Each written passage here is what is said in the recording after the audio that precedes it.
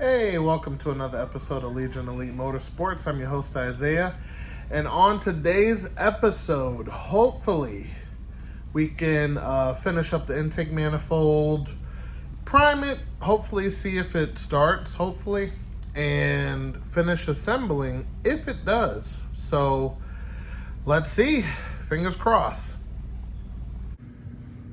Okay, so we bolted up the intake manifold. We had to remove the fuel rail to get to the bolts up top. Everything is on and tight with the intake manifold. We plugged in the ground. We plugged in the map sensor from AEM. We plugged in the air temperature. We put on the throttle body.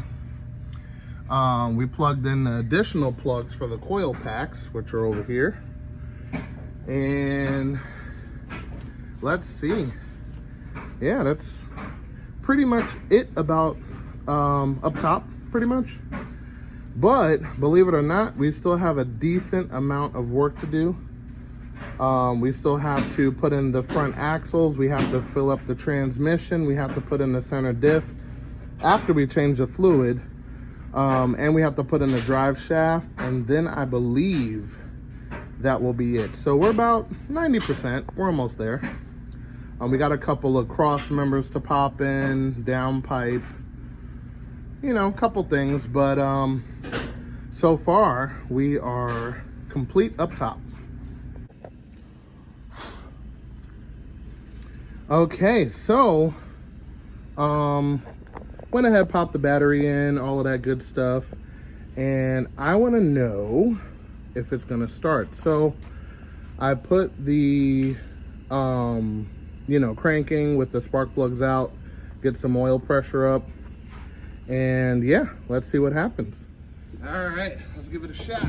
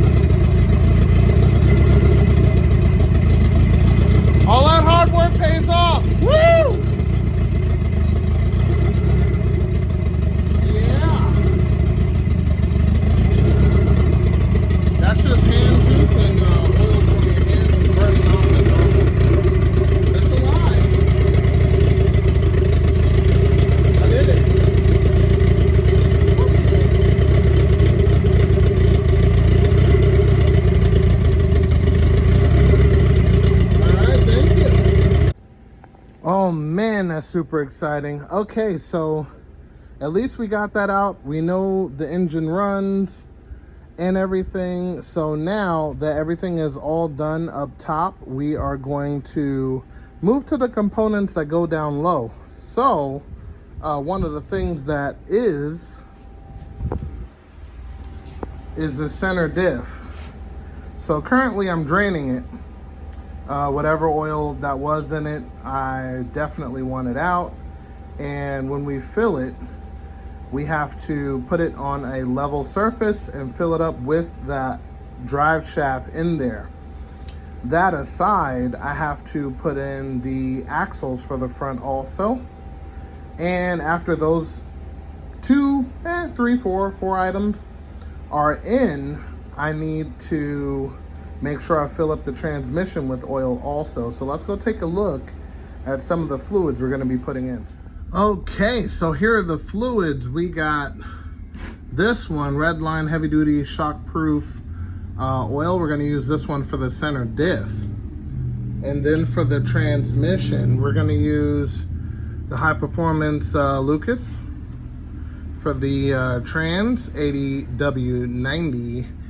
So yep, we're gonna get started putting this stuff in the transmission once we get the axles, and then this one once it's time to put up the center diff. And then yep, we should be good to go. So in order to get the fluids in, we got to make sure that they don't come out. You do that by putting in the axles. So we're going to put in both of them on both sides.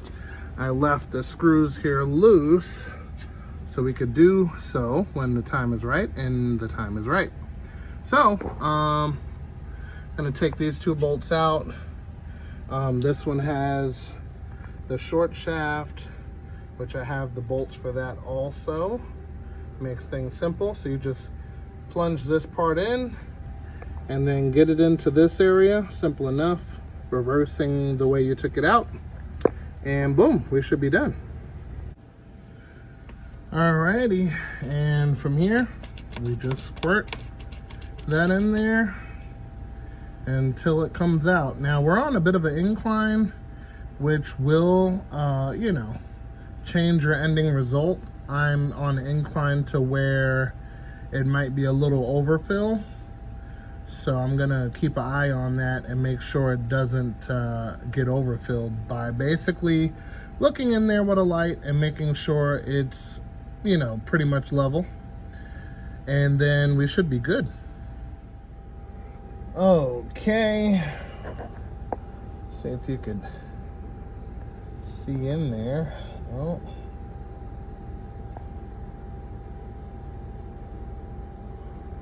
All right, you see the fluid right there? That is how I know I'm full. That's 3 whole bottles. And that is definitely enough, especially because of the incline. So that's perfect. Okay, we are breaking night.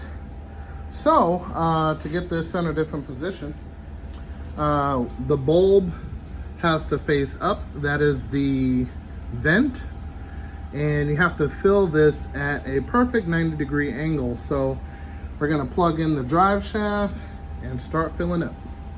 Fill plug is right here. All right, let's get it done. All righty, and start pumping just like that until it comes out. Now this one doesn't take as much as the transmission, so I believe either a whole bottle or half a bottle of this stuff here should do the trick. And once she's full, cap and install. Your 3 long bolts go around the case. The 2 short bolts go here. Measure at the end to make sure they're all equal, which they are. It's just, you know, they move back so they don't look equal, but they are. So fill this bad boy up and install. That's what we're gonna do next. All right, and once you see some spillage, go ahead and cap it off, and we are good to install. So I'll clean up this mess here, and it took exactly half a bottle of that there. Oh yeah, about a half a bottle. So we got some more use for this stuff a little later on. That's really gonna come in handy. So yeah, let's put it in. Okay, so this bolts up to there. Okay, so we're gonna slide this bad boy in, get it bolted up, and then we're gonna move on to the bushing here. That bolts up right there, and then last but not least, the drive shaft. So we're gonna bolt all of these goodies up. I'm gonna lift this one into place, line up them bolts, It does have pins to hold everything in place, so it's not just close your eyes and go for gold. So yep, let's get it up there and get everything connected. Okay, so we're on the opposite side, so we could see we bolted this down here. We had to move the vehicle back just a little bit to get all 6, but all 6 are tight. And you want to make sure you tighten those down good for obvious reasons. So now I can say that it's all-wheel drive currently. Okay, next day. We got a couple more pieces here to put in. So we have the downpipe and a couple of cross member pieces. And yeah, should be simple enough to put these in. All right, so we're gonna start with the downpipe. We're gonna hang that up, and bolts already in it. So this should be simple enough, and take it from there. Okay, so we got the downpipe in and connected and tight.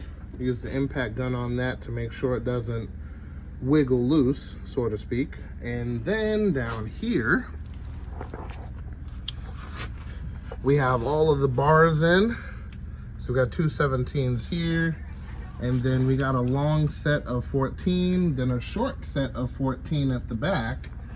Then over here on this bar, we have 3 17s and 2 12s in the rear.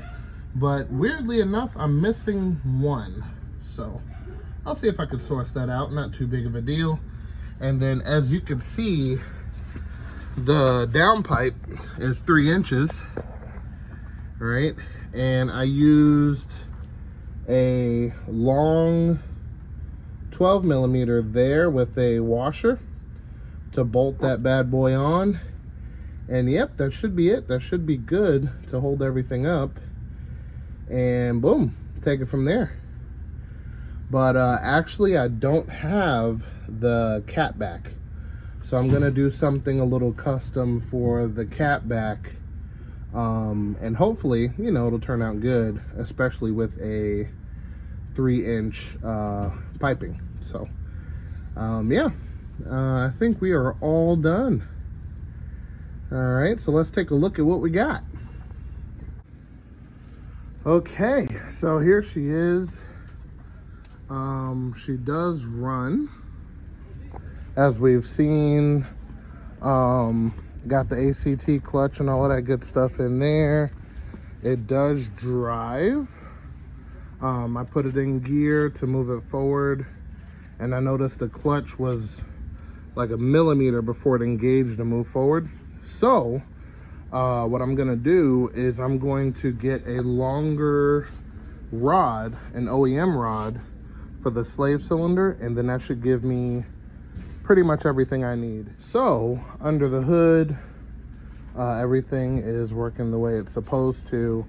I put a rag over the positive because the battery is a little tall and it does touch the hood, so I don't want to start a fire, you know what I mean? So I'm gonna put a rag there just for now, and then end game is to relocate the battery to the trunk as soon as I find a suitable opening on the firewall to do so, to run the 0 gauge power wire.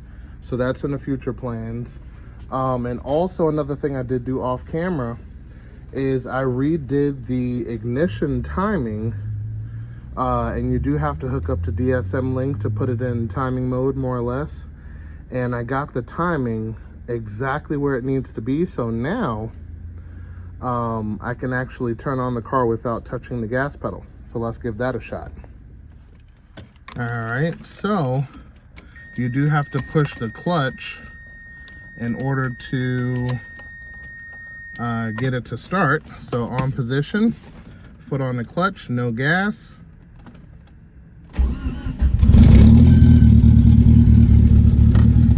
And there we go.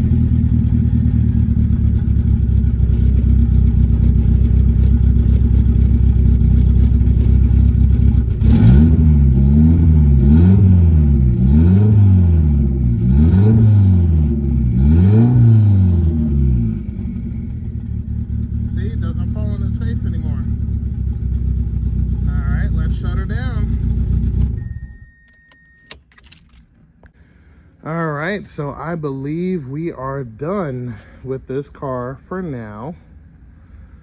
But something doesn't seem right. Something else needs to be installed.